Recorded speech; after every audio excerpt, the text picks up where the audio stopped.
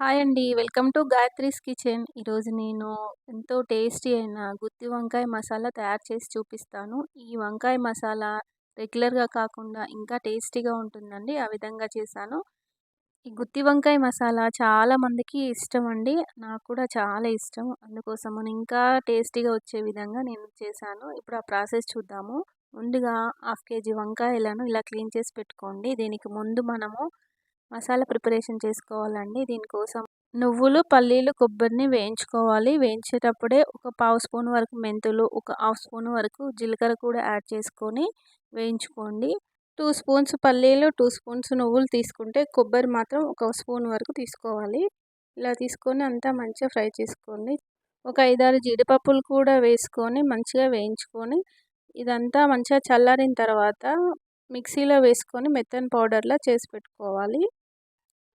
ఇప్పుడు ఇంకో ప్యాన్ తీసుకొని స్టవ్ పై పెట్టుకొని కొంచెం ఆయిల్ వేసుకోండి. ఆయిల్ వేడెక్కిన తర్వాత దీంట్లోకి ఒక పెద్ద ఉల్లిగడ్డ ముక్కలుగా చేసుకొని వేసుకోండి. ఈ ఆనియన్ పీసెస్ అన్నీ ఫ్రై అయ్యేటప్పుడే దీంట్లోకి ఒక 5, 6 పచ్చిమిర్చీలు కూడా వేసుకొని ఫ్రై చేసుకోవాలి. అలాగే ఇలా ఫ్రై అయ్యేటప్పుడే దీంట్లోకి ఒక హాఫ్ స్పూన్ వరకు సాల్ట్ యాడ్ చేసుకోవాలి. అలా అయితే తొందరగా ఫ్రై అవుతాయి ఆనియన్స్. అలాగే దీంట్లోకి ఒక 2 టమాటాలండి, మీడియం సైజ్ టమాటాలని ఇలా పీసెస్‌లా చేసుకొని ఫ్రై చేసుకోండి. వీటిని మూత పెట్టేసి ఒక 2, 3 నిమిషాల వరకు అలా మగ్గించుకోండి. ఈ ఆనియన్స్, టమాటా ముక్కలు మంచిగా సాఫ్ట్‌గా ఉడికిన తర్వాత దీంట్లోకి కొంచెము పుదీనా వేసుకోండి. వేసుకొని అంతా మంచిగా కలుపుకోవాలి. చివరిగా ఇదంతా మంచిగా కలుపుకున్న తర్వాత చివరిగా కొత్తిమీర కూడా వేసుకొని అంతా మంచిగా కలుపుకోవాలి.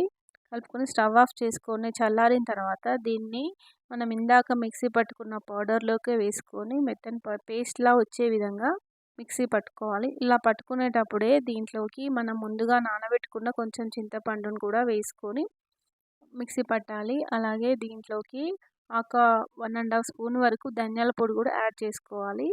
ఇదంతా మంచిగా మిక్సీ పట్టాలి. ఇలా పట్టేటప్పుడే దీంట్లోకి 1 ½ స్పూన్ వరకు కారం కూడా యాడ్ చేసుకోండి. ఇలా పేస్ట్‌లా పట్టి పెట్టుకోవాలి.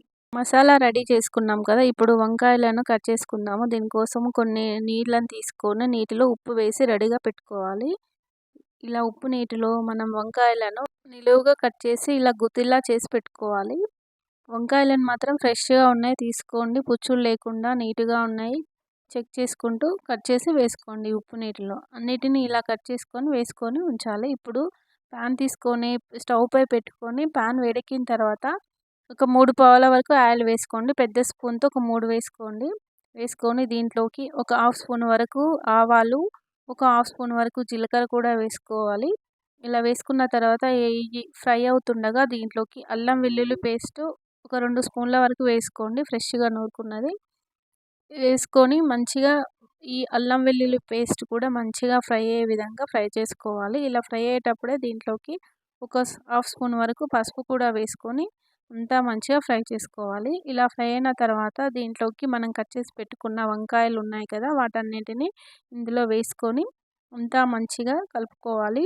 ఈ ఆయిల్ అంతా ముక్కలకు పట్టే విధంగా ఈ ఆయిల్‌లోనే వంకాయలు ఒక హాఫ్ వరకు ఉడికే వరకు ఉడికించుకోవాలి. ఇలా ఫ్రై అయ్యేటప్పుడే దీంట్లోకి ఒక హాఫ్ స్పూన్ వరకు సాల్ట్ యాడ్ చేసుకోండి. త్వరగా మగ్గుతాయి వంకాయలు. ఇప్పుడు దీంట్లోకి కరివేపాకు కూడా వేసుకొని అంతా మంచిగా కలుపుకోవాలి. ఈ ఆయిల్‌లోనే హాఫ్ వరకు ఉడకాలండి ఈ వంకాయలు. అలా అయితేనే టేస్ట్ చాలా బాగుంటుంది. వంకాయలు మంచిగా ఆయిల్‌లో ఫ్రై అవ్వాలి. మూత పెట్టి ఒక 5, 6 నిమిషాల వరకు SIM to medium flame adjust చేసుకుంటూ ఉడికించుకోవాలి. ఇలా హాఫ్ వరకు వంకాయలు ఉడికిన తర్వాత దీంట్లోకి మనం ముందుగా రెడీ చేసి పెట్టుకున్న మసాలా ఉంది కదా! ఆ మసాలాని ఇందులో వేసుకొని ముక్కలకు పట్టే విధంగా అంతా మంచిగా కలుపుకోవాలి. ఈ మసాలా కూడా ఈ ఆయిల్‌లో మంచిగా ఫ్రై అయ్యే విధంగా ఫ్రై చేసుకోవాలి. ఇప్పుడు మూత పెట్టి ఉడికించుకోవాలి. ఈ మసాలా కూడా మంచిగా ఉడకాలి, ఫ్రై అవ్వాలి ఆయిల్‌లో.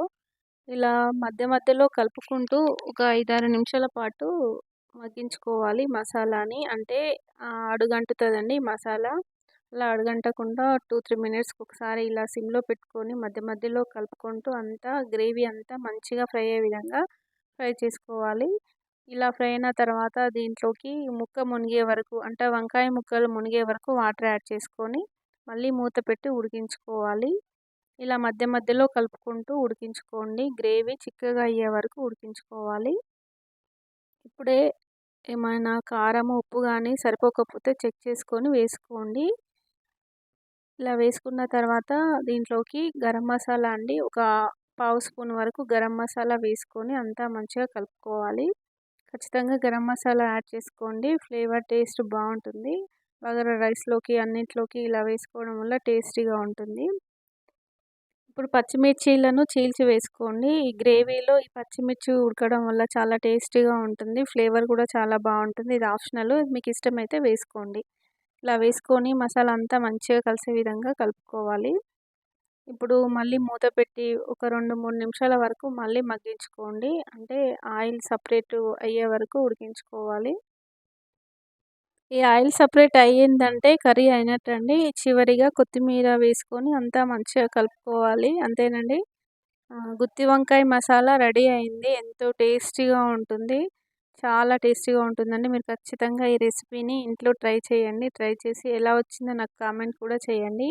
ఈ కర్రీ అన్నం, చపాతీ, బగారా రైస్‌లోకైతే చాలా బాగుంటుందండి. బిర్యానీ, బగారాకైతే సూపర్‌గా ఉంటుంది. మీరు ఖచ్చితంగా ఈ రెసిపీని ఇంట్లో ట్రై చేయండి. నేను చెప్పిన విధంగా ట్రై చేయండి. చాలా బాగుంటుంది ఈ కర్రీ. మీకు ఈ రెసిపీ నచ్చినట్లయితే ప్లీజ్ లైక్ చేయండి, షేర్ చేయండి. సబ్స్క్రైబ్ చేయని వాళ్ళు సబ్స్క్రైబ్ చేసి చూడండి. సబ్స్క్రైబ్ చేసిన తర్వాత పక్కనే ఉన్న బెల్ ఐకాన్‌పై నొక్కండి. అలా చేయడం వల్ల నా ప్రతి వీడియో నోటిఫికేషన్‌లో వస్తుంది. Thank you for watching Gayatri's kitchen.